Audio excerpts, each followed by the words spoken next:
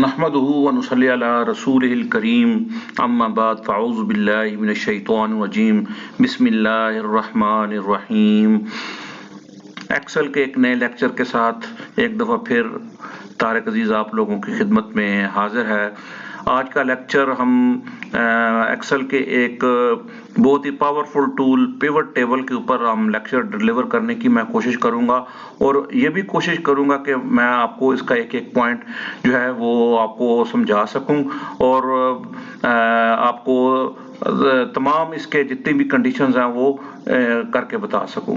तो चलें जी आज का लेक्चर हम स्टार्ट करते हैं। तो पिवट का थोड़ा सा मुख्तसर सा तारुफ ये है कि पिवट का मतलब होता है महवर। अपने डाटा को मखसूस कंडीशंस के तहत या किसी एक कंडीशन के तहत आपने पूरे डाटा को समराइज करना। जिस तरह एक सर्कल होता है उसका एक सेंटर पॉइंट होता है और उसी सेंटर पॉइंट के गिर्द वो उसके हर चीज घूमती है, इसी तरह पिवट टेबल का ही काम है। ये आपका जो मेन डाटा है इसके इर्द गिर्द आपकी पूरी इंफॉर्मेशन घूमेगी, आप इसको समराइज कर सकते हैं। इसमें ये देखें जैसा कि मैंने ये एक अपना डाटा लिया हुआ है, ये बैंक से रिलेटेड थोड़ा सा डाटा है। ये मैंने काफी ह्यूज अमाउंट में लिया हुआ है। ये डाटा सारा मैंने इसमें अराउंड अबाउट 212-13 जो रिकॉर्ड्स हैं वो इसमें रखे हुए हैं। तो आइए जी इसको स्टार्ट करते हैं। पिवट टेबल को आप तो आमतौर पर यहाँ से इंसर्ट करेंगे तो आपका पिवट टेबल क्रिएट हो जाएगा, ठीक है। दूसरा इसके अंदर एक और भी तरीका है कि आपका जो डाटा है या जो आपकी ये डाटाबेस है इसको आप टेबल में कन्वर्ट कर ले। कंट्रोल टी करेंगे तो आपका ऑटोमेटिक जितना भी डाटा होगा, ये देखें नीचे मैं लेके जा रहा हूँ स्क्रॉल करके, तो ये सारा डाटा आपका उसमें सिलेक्ट हो जाएगा। सिलेक्ट होने के बाद इसको आप जब ओके कर देंगे तो ये आपका जो डाटा होगा वो टेबल में कन्वर्ट हो जाएगा। टेबल में कन्वर्ट मैंने इसको क्यों किया है ये मैं आपको बाद में बताऊंगा कि इसको मैंने क्यों किया। अब इसमें आपने टेबल को कैसे पिवट टेबल कैसे क्रिएट करना है, यहाँ पे समराइज विद टेबल कर दें, या मैंने जैसे कि पहले आपको बताया आप टेबल क्रिएट ना भी करें फिर भी आपका पिवट टेबल बन जाएगा। आपका जो डाटा होगा वो इजीली हो जाएगा, ट्रांसफॉर्म हो जाएगा उसमें पिवट टेबल के अंदर। तो मैं यहाँ पे समराइज विद पिवट टेबल करता हूँ या इंसर्ट से पिवट टेबल करूंगा, एक ही बात है। मैं समराइज विद पिवट टेबल करूंगा, इसमें ये मेरे पास पॉपअप आ जाएगा। इसमें वो टेबल का नाम वो पूछ रहा है, टेबल का नाम ये है और उसने ऑटोमेटिक जितना भी डाटा है वो मेरा पिक कर लिया है। बल्कि आप इसको नीचे तक ड्रैग कर दें सारा, ये आपका डाटा सारा इसमें सिलेक्ट हो चुका है। तो यहाँ पे नेक्स्ट जो आपसे पूछेगा कि आपने जो पिवट टेबल है वो न्यू वर्कशीट में बनाना है या एग्जिस्टिंग में। तो आमतौर पे हम न्यू वर्कशीट में बनाएंगे क्योंकि ये यहाँ पे मेरे पास डाटा काफी है, तो यहाँ पे न्यू पिवट टेबल नहीं बन सकता। तो हम इसको पिवट टेबल को बनाने के लिए नेक्स्ट जो शीट होगी या न्यू शीट होगी वो उसका इस्तेमाल करेंगे। तो जैसे ही मैं करूंगा तो ये देखें मेरे सामने एक नई शीट के अंदर ये पिवट टेबल बन गया। उसके ऊपर ये पिवट टेबल का नाम बताएगा, ये उसका पिवट टेबल फील्ड्स होंगे। ये वही हेडिंग्स हैं जो कि आपके मेन शीट के ऊपर है। ये देखें जैसे कि ये है डॉक्यूमेंट डेट है, सप्लायर है, रेफरेंस है, डिस्क्रिप्शन है। आप इसमें आएंगे तो ये देखें वही चीजें हैं। इसको आप पिवट टेबल फील्ड्स कहते हैं जिसके लिहाज से आपने अपने डाटा को समराइज करना है। और उसके नीचे ये फिल्टर्स हैं, कॉलम्स हैं, रोज है, ये वैल्यूज है। इनका आपको फंक्शन मैं बता देता हूं, इनका फंक्शन क्या क्या होता है। तो सबसे पहले आपने यहाँ पे क्या करना है, पिवट टेबल के ऊपर राइट क्लिक करना है और आपने यहाँ पे पिवट टेबल ऑप्शंस में जाके auto fit column width on update इसको अनचेक कर देना है। इसका मकसद क्या होगा कि जब आपका डाटा यहाँ पे समराइज होके आएगा तो वो आपके कॉलम्स को जो होगा वो उसको बढ़ाएगा नहीं, उसी कॉलम के अंदर एडजस्ट कर देगा। इसका भी मैं फंक्शन आपको बताऊंगा मैं क्यों ऐसा कर रहा हूं। वैसे अगर आप उस तरह करना चाहें तो आपका मैं बल्कि इसको नहीं करता ऐसे, यहाँ पे खत्म कर देता हूँ, इसको चेक लगा देता हूँ। तो ये आपके सामने ये आ गया। अब मैं ये जो डाटा है दो बेसिस पे लेना चाहता हूँ। मैं एक लेता हूँ सप्लायर का नाम, ये देखिए ऑटोमेटिकली रोज में आ जाएगा। ये जितने भी मेरे उसके अंदर सप्लायर्स हैं, चाहे वो एक दफा रिपीट हुआ है, 2 दफा, ये अभी आगे जाके मैं आपको बता दूंगा इसी के अंदर कि हम किस तरह देख सकते हैं कि ये डाटा मेरा कितनी दफा रिपीट हुआ है। और उसके आगे आपने जो न्यूमेरिक वैल्यूज होती हैं, या जो जिस तरह ये डिस्क्रिप्शन है, जैसे ये है, आपने हमेशा उसको रोज में लेना है या कॉलम्स में ले लें। तो जो आपकी न्यूमेरिक वैल्यूज है, जो जैसे को अमाउंट है, तो देखिए जैसे इस पे क्लिक करेंगे तो ऑटोमेटिक उसमें वैल्यूज के अंदर चला जाएगा। तो ये देखें मेरा डाटा उसने ऑटोमेटिक जो है बना के इसमें समराइज कर दिया हुआ है। तो यहाँ पे अब आप ये इस डाटा को मुख्तलिफ अंदाज से देख सकते हैं। सबसे पहले तो हम ये देखेंगे कि हमने इस डाटा को इसको फॉर्मेट कैसे करना है। अब फॉर्मेट में इसका तरीकाकार ये है कि पिवट, यहाँ पे वैल्यू फील्ड सेटिंग्स हैं, यहाँ पे पिवट नंबर फॉर्मेट है। ये नंबर फॉर्मेट में जाके हम इसको नंबर में इसके साथ सेपरेटर लगा देते हैं और इसके डेसिमल प्लेसेस 0 कर देते हैं। तो ये देखें मेरा जितना भी सारा ये होगा ये इसके अंदर कन्वर्ट हो जाएगा। अगर आप अब हम इसमें ये करते हैं कि इसको हम मुख्तलिफ अंदाज से सॉर्ट भी कर सकते हैं अपने डाटा को। ये देखें मैं अपने डाटा को जो सबसे ज्यादा जिसकी अमाउंट है उसको इस असेंडिंग डिसेंडिंग ऑर्डर में भी इसको कर सकता हूँ। ये देखिए जो लार्जेस्ट है वो बड़ा, जो लार्जेस्ट आएगा वो सबसे ऊपर आएगा, फिर इसी तरह उसको ये वापस उस जो सबसे लो होगा वो उसको सबसे एंड पे ले जाएगा, असेंडिंग ऑर्डर। अगर आपने इसको डिसेंडिंग में करना है तो फिर आपको ये स्मॉलेस्ट से बिगेस्ट की तरफ जाएगा या लार्जेस्ट की तरफ जाएगा। इस तरह आप इसको समराइज कर सकते हैं। फिर इसके अंदर नेक्स्ट है ऑप्शन समराइज वैल्यूज। अब मैंने चूंकि आपको पीछे बताया था कि हम इसमें ये भी बता सकते हैं कि ये जितने भी डिस्क्रिप्शंस हैं या जितने भी सप्लायर्स हैं, यहाँ पे आप इसका कॉलम का नाम चेंज कर दें, सप्लायर, और यहाँ पे आपकी टैक्स अमाउंट है, टैक्स अमाउंट। अब यहाँ पे हम इनको ये देखना चाह रहे हैं कि हमने इनको किस तरह हम इसको वैल्यूज को शो कर सकते हैं, समराइज कर सकते हैं। हम इसमें ये शो करना चाह रहे हैं कि हमारे ये जो वैल्यूज हैं कितनी कितनी दफा रिपीट हुई हैं। ये देखें टोटल 209 है, ये 60 टाइम्स हुई है। चूंकि मैंने डिसेंडिंग में किया इसको, अब अगर आप इसको सॉर्ट करके लार्जेस्ट को करेंगे तो वो पहले वाला सबसे बड़ा जो होगा वो पहले आ जाएगा और छोटे वाला सबसे आखिर में आ जाएगा। इसी तरह आप इसको मजीद ये देखें समराइज वैल्यूज बाय, ये देखें मुख्तलिफ है, एवरेज के हिसाब से करना चाहें ये एवरेज पे आ जाएगा। फिर इसी तरह आप इसकी सम पे करना चाहें फिर वो सम वाला आ जाएगा। इस तरह मुख्तलिफ इसमें ऑप्शंस हैं। अब इसमें कैलकुलेशंस हैं, आप इसको टोटल के हिसाब से, यानी कि ये जो टोटल है, ग्रैंड टोटल है 5,01,021 रुपए, इसके हिसाब से परसेंटेज यानी कि हर एक का शेयर कितना है उसके हिसाब से करना चाहते हैं। तो ये देखें है परसेंटेज ऑफ ग्रैंड टोटल। तो ये देखें सबका मुकम्मल होकर 100% आ जाएगा। इसका 46.51% है, इसका 15% है, 10 है, ये सबका 100% होके ये आ जाएगा। अगर आप इसको वापस करना चाहें तो यहाँ पे शो, यहाँ पे नो कैलकुलेशन कर दें तो ये वापस आपकी वैल्यूज आ जाएगी। अब मेरे ख्याल में यहाँ तक आपको हर चीज की समझ लग चुकी होगी। अब इसमें इसके अंदर मैं एक और आपको चीज समझाना चाह रहा हूं, वो ये है कि अगर आपके पास 2 पिवट टेबल है, आप इसका एक और पिवट टेबल भी बना सकते हैं। इसका मैं इसके अंदर एक और पिवट टेबल क्रिएट करता हूं,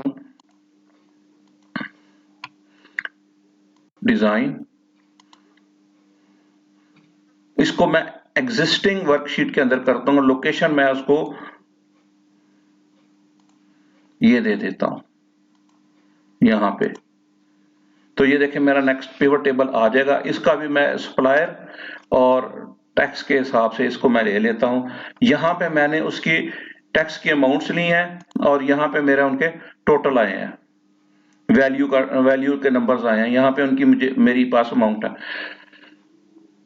अब आपने इस डाटा को मजीद, अगर आप इस डाटा को मजीद समराइज करना चाहते हैं, एक एक करके हर एक का डाटा देखना चाहते हैं, तो इसके अंदर एक ऑप्शन होती है स्लाइसर की।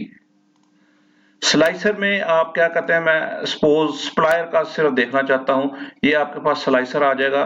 तो यहाँ पे आप इसको छोटा बड़ा कर सकते हैं, ये चूंकि ज्यादा है तो यहाँ पे देखें स्लाइसर के साथ ये स्लाइसर की ऑप्शंस आ रही है। मैं इसके 4 कॉलम्स कर देता हूं और इसको मैं बड़ा कर देता हूं। ये इसको इसको आपको जगह बनाने के लिए इसको सेट करना पड़ेगा, यहाँ पे ऊपर कॉलम छोड़ने पड़ेंगे, तो ये यहाँ पे इसके ऊपर एडजस्ट हो जाएगा। ये एडजस्ट हो गया हमारा, तो हम इसको इसकी लेंथ के बराबर ही यहाँ पे ले लेते हैं, बल्कि इसको थोड़ा सा और छोटा कर लेते हैं। ये जी, अब मैं देखता हूं, अब मैंने इसमें क्या देखना है कि मुझे जो है सिर्फ और सिर्फ किसी एक के, आप इसमें से जो भी चूज करना चाहें, ये हाफिज बुक्स हैं, सिर्फ ये हाफिज बुक का यहाँ पे डाटा दिखाएगा। अब ये देखें, आप गौर कर रहे होंगे, ये सिर्फ एक ही तरफ चेंजिंग हो रही है, एक तरफ चेंजिंग हो रही है, दूसरी तरफ ये कॉलम वैसे का वैसा ही है। ये देखें, मैं यहाँ पे ये कर रहा हूं तो एक ही तरफ चेंजिंग हो रही है, दूसरी तरफ चेंजिंग नहीं हो रही। अगर आप चाहते हैं कि दोनों तरफ चेंजिंग हो, या दोनों अपने आपके जो टेबल्स हों एक ही दफा इसके ऊपर लिंक लगे, या दोनों ही एक ही दफा समराइज हो, यहाँ पे आपकी अमाउंट हो, यहाँ पे कुछ और हो, तो उसके लिए भी इसके अंदर एक ऑप्शन है। आप इसके ऊपर क्लिक करेंगे तो यहाँ पे है फिल्टर कनेक्शन। फिल्टर कनेक्शन के अंदर जैसे जाएंगे, ये चूंकि ऑलरेडी इसके कनेक्टेड है, तो इस पे क्लिक करेंगे, ये कनेक्टेड नहीं है इसके साथ, तो इसको हमने कनेक्ट करना है। ये देखिए, ये अनचेक है, इसको चेक कर देंगे। अब ये दोनों सेल्स जो हैं या दोनों पिवट टेबल्स हैं कनेक्ट हो गए हैं। अब ये देखिए, दोनों तरफ ये एक ही दफा आपके हो रहे हैं, इसमें चेंजिंग्स हो रही हैं। अब ARY है, या ये AZ है, या अलाइड बैंक है, या ACC इंस्टीट्यूट है, इसका जो भी आप इसमें देखेंगे वो एक ही दफा सारी की तमाम इसके अंदर चेंजिंग्स आ रही हैं। अब इसी तरह आप इसके अंदर एक और चीज इसके अंदर आप इंसर्ट कर सकते हैं। अगर आप अपना डाटा, इसके डाटा आपने क्वार्टरली, ईयरली या सेमी ईयरली देखना है, तो उसके लिए एक इसके अंदर ऑप्शन है टाइमलाइन का। टाइमलाइन के लिए जरूरी है कि आपके डाटा के अंदर डेट का कॉलम हो। जैसा कि मेरे इसके अंदर ये देखें डेट का कॉलम है, या यहाँ पेमेंट डेट के हिसाब से देखना है, या डॉक्यूमेंट डेट के हिसाब से, जिसके भी लिहाज से अगर आपने देखना है अपना डाटा, तो आप इसको यहाँ से देख सकते हैं। तो मैं यहाँ पे लेता हूं, इस अपना इंसर्ट करता हूं इसमें टाइमलाइन। अब ये देखें, जिस जिस कॉलम मेरी डेट होगी सिर्फ वही कॉलम शो करेगा। डॉक्यूमेंट डेट के हिसाब से आपने यहाँ पे अपना टाइमलाइन देखना है, या पेमेंट डेट, मैं पेमेंट डेट के हिसाब से देखता हूं और ओके कर देता हूं, तो ये मेरे सामने एक नया, ये पेमेंट डेट के हिसाब से ये मेरे सामने एक पॉपअप ओपन हो जाएगा, बन जाएगा। अब ये बाय डिफॉल्ट मंथ वाइज आपको सारी कैलकुलेशंस करके, ये देखें मंथ वाइज। अब इसका जो है लिंक इसके साथ नहीं है, तो इसको इसके लिहाज से लिंक करने के लिए आपको फिर दोबारा से इसको करना पड़ेगा लिंक इसको। ये चूंकि इसके साथ है, इसके लिहाज से नहीं है, तो हमने इसको लिंक करना है इसके साथ। फिल्टर कनेक्शन, ये देखें दोनों आ गए हैं, ओके। अब मैं जब भी करूंगा तो ये दोनों पे हो जाएगा क्लिक। अब आपने अगर यहाँ पे अपना ये देखें मंथ वाइज आ रहा है, तो आप इसको क्वार्टरली करना चाहें तो क्वार्टरली इसकी अमाउंट आ जाएंगी। ये देखें, फर्स्ट क्वार्टर में ये आपकी पेमेंट्स हुई हैं, सेकंड क्वार्टर में ये हुई है, थर्ड क्वार्टर में ये हुई है, फोर्थ क्वार्टर में ये हुई है, फिर 2012 का क्वार्टर है उसके अंदर ये हुई है, फिर उसके बाद खत्म हो गई है। तो इसी तरह आप इसको तमाम को देखना चाहें देख सकते हैं। यहाँ से आप इसको अनचेक कर देंगे तो ये फिल्टर खत्म हो जाएगा। अब तो यहाँ तक तो मेरे ख्याल में तमाम लोगों को समझ लग चुकी होगी। अब नेक्स्ट इसके अंदर जो एक ऑप्शन है वो है हम इसके चार्ट्स को भी इसी तरह ही कनेक्ट कर सकते हैं जिस तरह मैंने ये स्लाइसर को कनेक्ट किया है और ये टाइमलाइन को मैंने कनेक्ट किया हुआ है इसके साथ। इसी तरह जब हम इसको चार्ट बनाते हैं, सपोज मैं इसका एक चार्ट इंसर्ट करता हूं, ये पिवट चार्ट, इसका मैं ग्राफिक चार्ट लेता हूं, यही वाला ले लेते हैं, यही वाला चार्ट ले लेते हैं। अब इसकी आप मुख्तलिफ इसकी सेटिंग कर सकते हैं। इसके अंदर ये प्लस के साइन के ऊपर क्लिक करेंगे तो इसके एक्सेस खत्म कर दें, चार्ट टाइटल आप रख लें, ग्रिड लाइंस खत्म कर दें, लीजेंड को आप टॉप पे ले जाएं, ठीक है, और नीचे वाला जो है उसको खत्म कर दें। ये देखें, ये आपका इसमें चार्ट बन गया। अब ये चूंकि देखें डाटा मेरे पास बहुत ज्यादा है तो ये इसने डाटा भी उस लिहाज से शो किया है मुझे। अगर मैं इसको समराइज करूंगा, ये चूंकि मैंने इस टेबल पे बनाया है तो ये सिर्फ इसी पे ही, ये 1 का शो किया, ये 2 का करेंगे, ये 2 का यहाँ पे शो कर देगा, 3 का करेंगे, ये देखें। अब मैंने इन तीनों को इकट्ठा कैसे किया है वो मैं आपको बता देता हूँ। इसको मैं अनचेक कर देता हूं, ये क्लियर हो गया मेरा। अब ये देखिए मैं इसको करता हूं तो ये एक आ गया है। आपने कंट्रोल बटन को प्रेस करके रखना है, ये देखें, ये इसकी कोई नहीं होगी, ये जिसकी कोई यहाँ पे अमाउंट वगैरह होगी वो उसी वक्त यहाँ पे शो हो जाएगी। ये देखिए, अब यहाँ पे इसके आप वैल्यूज वगैरह शो करना चाहें वैल्यूज को शो करवा सकते हैं इनकी। ये देखें, इसके अंदर ये इसकी वैल्यूज हैं, डाटा लेवल्स हैं, या इनके डाटा के ये टेबल है, इसकी वैल्यूज को भी शो करवा सकते हैं। ये देखें, ये ARY का है, GF का, ये AZ का है, ये इसको अगर क्लियर कर देंगे तो ये सारा क्लियर हो जाएगा। अब ये देखें, चूंकि मैंने इसलिए इसको उनका खत्म किया चूंकि मेरे पास ये डाटा काफी ज्यादा है। अगर आप सिर्फ एक का या इन दोनों का लेंगे तो ये सिर्फ दोनों का बड़े अच्छे तरीके से आपको ये दिखा देगा। अब मैं एक और चार्ट इंसर्ट करता हूं इसके अंदर, मैं इसको अपने स्लाइसर को भी क्लियर करता हूं और दूसरा इसके अंदर मैं एक और चार्ट इसके अंदर इसके बेस पे मैं लेता हूं चार्ट, पिवट चार्ट, मैं यहाँ पे पाई चार्ट लेता हूं। ये मेरे पास पाई चार्ट आ गया। ये मैं इसलिए आपको एक एक चीज हर एक एलेबोरेट कर रहा हूं ताकि आप अपने लिहाज से इसको इस्तेमाल कर सकें। इसका लीजेंड खत्म कर देते हैं। यहाँ पे इस तरह इस हाइड ऑल बटन्स, इसके बटन को भी हाइड कर देते हैं। यहाँ पे भी इसी तरह मैं तमाम जितने भी इसके बटन्स हैं, हाइड ऑल बटन्स, मैं बटन को हाइड कर देता हूँ। इसको डाटा को आप छोटा बड़ा कर सकते हैं। इसी तरह ये कॉलम्स की जो इनके हैं, इनके लेबल्स वगैरह, ऐड डाटा लेबल्स, आप इसके अंदर इनके चार्ट का टाइटल वगैरह भी दे सकते हैं, चार्ट का टाइटल वगैरह भी दे सकते हैं।